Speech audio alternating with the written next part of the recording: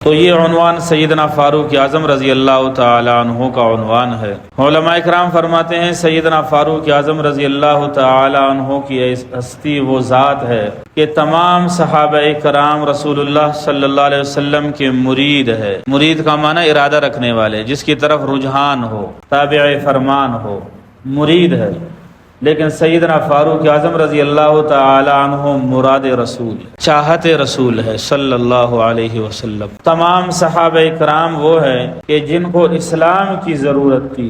سیدنا فاروق اعظم رضی اللہ تعالی عنہ کی ذات وہ ہے کہ اسلام کو جن کی ضرورت تھی، اور تمام صحابہ کرام وہ ہیں جو خود آئے ہیں، اسلام قبول کیے ہیں۔ سیدنا فاروق اعظم رضی اللہ تعالیٰ عنہ کی ذات مقدس وہ ہے جس کو مانگا گیا ہے۔ یہ ساری باتیں مراد رسول، مرید رسول، اسلام کو ضرورت، اسلام کی ضرورت، مانگا گیا ہے، خود آیا ہے، یہ سب باتیں تفصیل طلب ہے۔ ان کے لیے صرف ایک مثال عرض کرتا ہوں، پھر بات سمجھ آ جائے گی، کسی موقع پر پھر تفصیل کرتے ہیں انشاءاللہ العظیم۔ ہمارے تبلیغی حضرات فرماتے ہیں تبلیغ میں تو سب لگ جاتے ہیں، تبلیغ میں تو سب لگ جاتے ہیں، لیکن تبلیغ کسی کسی کو لگتی ہے۔ کہنے میں تو بس یہ ایک ایسا لفظ ہے کہ اس طرف سے شروع کیا اور یہاں ختم کر دیا، پھر یہاں سے شروع کیا اور وہاں ختم کر دیا، یا یہ ہے کہ نسبت ایک طرف تھی دوسری طرف پلٹا دی، اور دوسری طرف تھی تو پہلی طرف پلٹا دی۔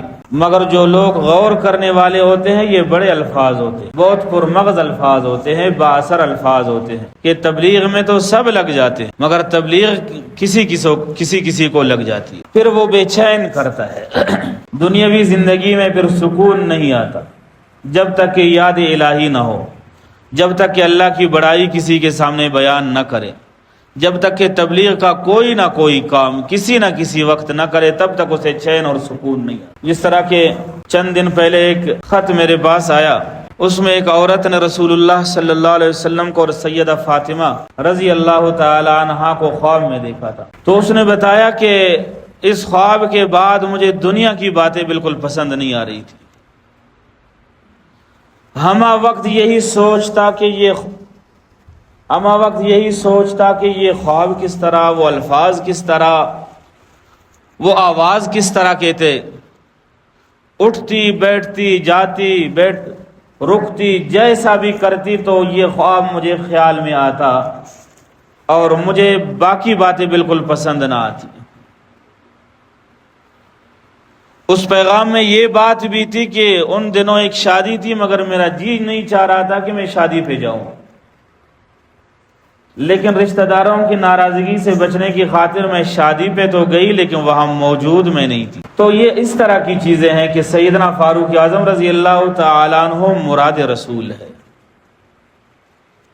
سیدنا فاروق اعظم رضی اللہ تعالیٰ عنہ وہ ہے کہ جس کو اسلام کو جس کی ضرورت تھی، جسے مانگا گیا تھا۔ اور دوسری بات یہ ہے کہ علماء کرام نے عجیب بات لکھی ہے کہ سیدنا فاروق اعظم رضی اللہ تعالی عنہ کا جو نام ہے وہ ہے عمر۔ ایک تو یہ ہے کہ عمر وہ ہے جسے سب کی ضرورت ہے۔ بھائی اگر عین میم را جس کو عمر کہو یا عمر ہی کہو، جس کی عمر چھین لی جائے تو اس کی حیثیت ہی کیا ہے؟ عمر تو عمر سے ہے نا، جس کو زندگی کہتے ہیں، اور عمر وہ چیز ہے جو سب کی ضرورت ہے، اس کے بغیر تو اس کی حیثیت ہی ختم ہو جاتی ہے۔ گویا عمر کے بغیر مسلمان کی حیثیت ختم ہے۔ آپ حضرات نے یہ واقعات تبلیغی حضرات سے سنا ہوگا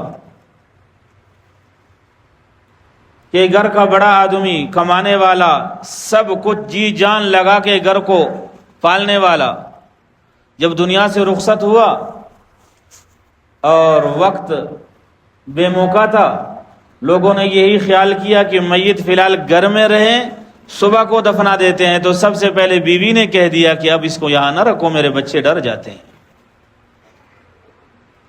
اس سے عین میم را نکل گئی ہے، عمر ختم ہو گئی ہے، اس بندے کی حیثیت ختم ہو گئی۔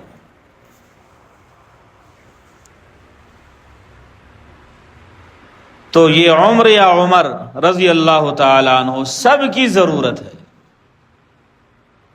عمر تو تمام انسانیت کو ضرورت ہے، اس کے بغیر اس کی ضرورت پوری نہیں ہوتی، بے حیثیت ہو جاتی ہے۔ عمر مسلمانوں کی ضرورت ہے۔ عمر کی زندگی کو سیدنا فاروق اعظم رضی اللہ تعالیٰ عنہ کے طور و طریقہ کو اگر کسی مسلمان کی زندگی سے نکال دیا جائے پھر وہ بے حیثیت رہ جاتی، وہ مسلمانی باقی نہیں رہتی۔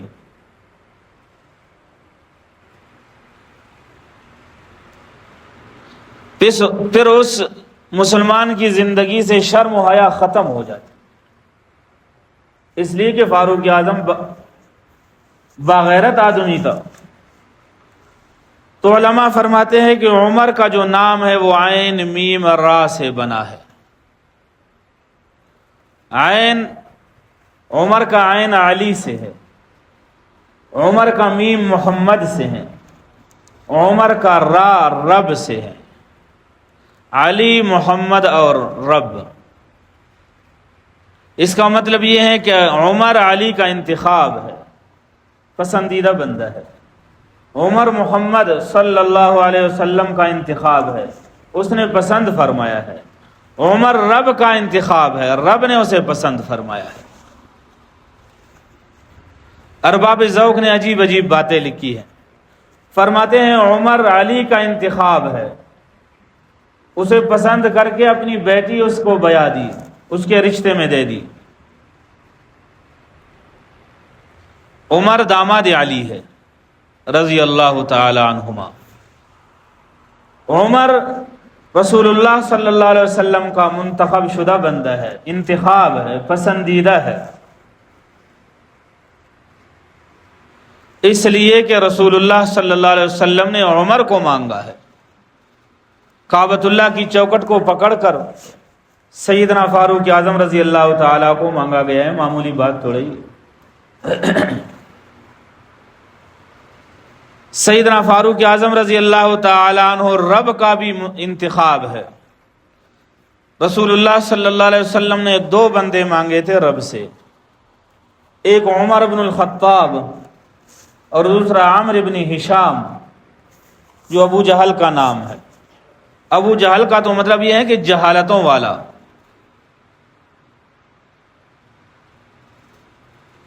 ہمارے یہاں یہ لفظ مشہور ہے کہ ابو کا جو لفظ ہے نا یہ والد کے معنی میں آتا ہے، لیکن کلام عرب میں اس طرح نہیں ہے۔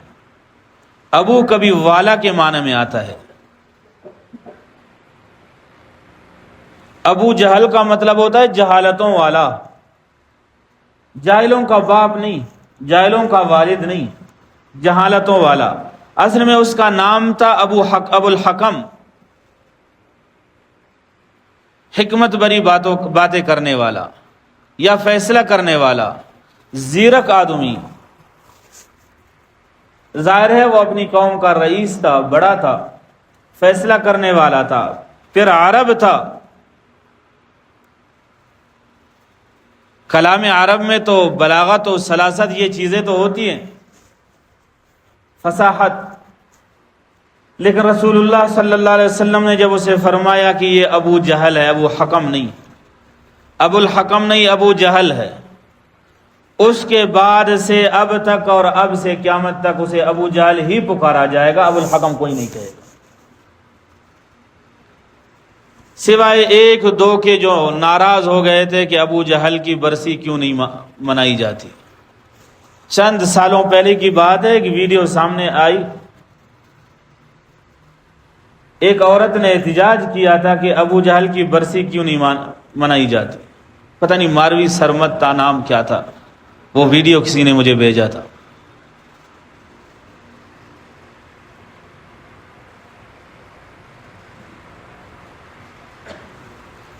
تو ابو جہل کو ابو جہل ہی کہا جائے گا، ابو الحکم نہیں کہا جائے گا۔ رسول اللہ صلی اللہ علیہ وسلم نے دو بندے مانگے، عمر بن الخطاب یا عامر بن ہشام۔ رب تعالیٰ نے سیدنا فاروق اعظم رضی اللہ تعالیٰ عنہ کا انتخاب فرمایا اور اسے ایمان کی دولت سے مالا مال فرما دیا، گویا فاروق اعظم رب کا بھی منتخب شدہ بندہ ہے۔ عمر علی کا بھی منتخب شدہ ہے، پسندیدہ ہے، عمر محمد صلی اللہ علیہ وسلم کا بھی منتخب شدہ بندہ ہے، عمر رسول اللہ رب تعالیٰ کا بھی منتخب شدہ بندہ ہے۔ اور علماء فرماتے ہیں کہ رب تعالیٰ سیدنا فاروق اعظم رضی اللہ تعالیٰ عنہ سے اتنے راضی ہو گئے، اتنے راضی ہو گئے، اتنے راضی ہو گئے کہ اپنے اوصاف کا عکس اس پر ڈال دیا۔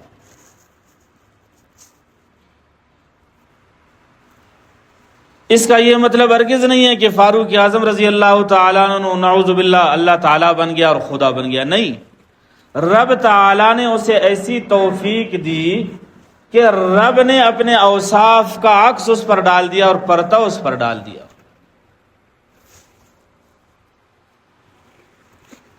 ہمارے منطق میں کہتے ہیں کہ جو چاند کی روشنی ہے اس کی اپنی نہیں، سائنس کا بھی یہی فلسفہ ہوگا، جو چاند کی روشنی ہے اس کی اپنی نہیں، وہ سورج کی ہے، مستعار ہے، دوسرے سے لیا گیا ہے، سورج سے لیا گیا ہے۔ سورج کی روشنی چاند پر پڑتی ہے، پھر چاند روشنی دیتا ہے، جتنی روشنی اس پر پڑتی ہے وہ اتنا ہی دکھائی دیتا ہے، اور جب بالکل ہی نہ پڑے تو کسی کو نظر بھی نہیں آتا ہے۔ لیکن اس کا یہ مطلب ہرگز نہیں ہے کہ ان دنوں چاند پھر سورج بن جاتا ہے، نہیں، چاند چاند رہتا ہے اور سورج سورج ہی رہتا ہے۔ رب تعالیٰ نے جو سیدنا فاروق اعظم رضی اللہ تعالیٰ عنہ کو یا اس پر اپنے اوصاف کا پردہ اور عکس ڈال دیا، تو اس کا یہ مطلب نہیں ہے کہ فاروق اعظم خدا بن گیا، نہیں، اسے وہ کرامت دے دی جو اللہ اپنے قدرت سے فرماتے ہیں، وہی پھر سیدنا فاروق اعظم کو بطور کرامت دے دی۔ اور کرامت میں ولی مظہر ہوتا ہے، قدرت رب کی ہوتی ہے۔ جس طرح کے معجزہ میں طاقت اللہ تبارک و تعالیٰ کی کار فرما ہوتی ہے، مگر ظہور کسی نبی کے ہاتھ سے ہوتا ہے اور ہاتھ پہ ہوتا ہے۔ اللہ تبارک و تعالیٰ کی حکومت اور سلطنت ساری دنیا پر چلتی ہے، جس کو اربع عناصر کہتے ہیں، عناصر اربعہ، یعنی دنیا 4 چیزوں سے بنی ہے، آگ، پانی، مٹی اور ہوا سے۔ ان میں سے اگر ایک کو نکال دیا جائے تو پھر زندگی پھر نہیں بنتی۔ دنیا سے آگ ختم کی جائے زندگی نہیں چلے گی، ہوا کے بغیر انسان تو کیا پودے بھی نہیں چل سکتے، پانی کا بھی یہی حال ہے اور مٹی کا بھی یہی حال ہے۔ تو اللہ تبارک و تعالی کی حکومت آگ پر چلتی ہے، تو پاک پروردگار نے سیدنا فاروق اعظم رضی اللہ تعالیٰ عنہ کو وہ توفیق دی تھی کہ ایک دفعہ مدینہ عالیہ میں آگ نکلی تھی، مدینہ پاک میں یا کسی اور مقام پر آگ نکلی تھی، تو سیدنا فاروق اعظم رضی اللہ تعالیٰ عنہ نے اپنی چادر دے دی، فرمایا جاؤ اس میں وہ آگ لپیٹ کر اس کو اس غار میں بند کر دو۔ فاروق اعظم رضی اللہ تعالیٰ عنہ کے بندوں نے ایسا ہی کیا، لوگوں نے ایسا ہی کیا، وہاں سے آگ پھر دوبارہ نہیں نکلی، بات مان گئی۔ اسلام سے پہلے ایک دریا تھا جس کا نام تھا دریائے نیل، سالانہ ایک لڑکی تیار شدہ بن سور کر اسے اس میں ڈال دیا جاتا تھا، نہیں تو وہ پانی کم کرتا تھا۔ فاروق اعظم رضی اللہ تعالیٰ عنہ کی دور حکومت میں جب وہاں کے امیر پیغام بھیجا کہ حضرت یہ معاملہ ہے، فرمایا اسے بتا دو، اگر رب کی جانب سے چلتا ہے تو چل، نہیں چلتا ہے تو تمہاری ضرورت ہی نہیں ہے۔ وہ پرچی لکھ کر اس میں ڈال دی، اب سے اس وقت سے اب تک اور اب سے قیامت تک انشاءاللہ وہ پانی کم نہیں کرے۔ بات مان لیا ہے، رب نے فاروق پر اپنے عکس کا پرتو ڈالا ہے، روشنی ڈالی ہے، اپنے اوصاف کا عکس ڈالا ہے۔ سیدنا انس رضی اللہ تعالیٰ عنہ فرماتے ایک دفعہ زمین پر زلزلہ آیا، زمین ہل گئی، فاروق اعظم رضی اللہ تعالیٰ عنہ نے اپنا درہ اور کوڑا زمین پر مارا اور بتا دیے تھم جا، کیا میں نے تیرے اوپر انصاف نہیں کیا ہے؟ اس وقت سے اب تک اور اب سے قیامت تک مدینہ عالیہ میں زلزلہ نہیں آیا۔ ہاں یہ ایک بات ہے کہ ایک دفعہ BBC نے نشر کیا تھا اسی بات پر کہ مکہ اور مدینہ میں زلزلہ نہیں ہوتا ہے، تو کہا کہ یہ اسلامی نقطہ نگاہ سے ظاہر تو نہیں ہوتا ہے، معلوم تو نہیں ہوتا ہے، البتہ لہریں اس میں ہوتی ہے، تب بھی تو زلزلہ نہیں آیا نا۔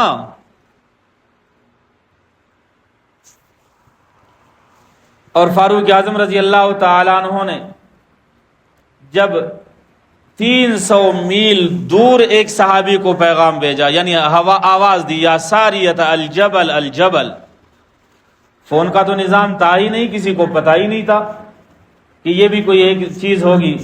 فاروق اعظم رضی اللہ تعالیٰ عنہ نے صرف آواز لگا لی یا ساریت الجبل الجبل، ہوا نے وہ حکم کی تکمیل کرتے ہوئے وہ پیغام پہنچا دیا اور سیدنا ساریہ رضی اللہ تعالیٰ عنہ نے سن لیا۔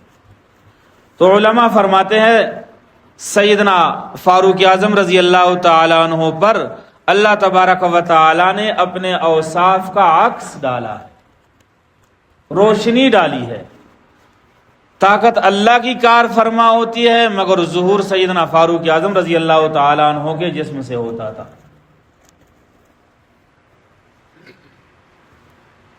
تو یہ جو سال نیا شروع ہونے والا ہے 3-4 دنوں کے بعد، اس کا جو پہلا دن ہے وہ سیدنا فاروق اعظم رضی اللہ تعالیٰ عنہ کی یوم شہادت ہے۔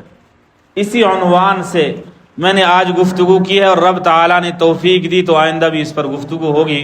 اللہ تبارک و تعالیٰ سمجھنے اور عمل کرنے اور صحابہ اکرام کی نقش قدم پر چلنے کی توفیق نصیب فرما دیں۔ وآخر دعوانا الحمدللہ۔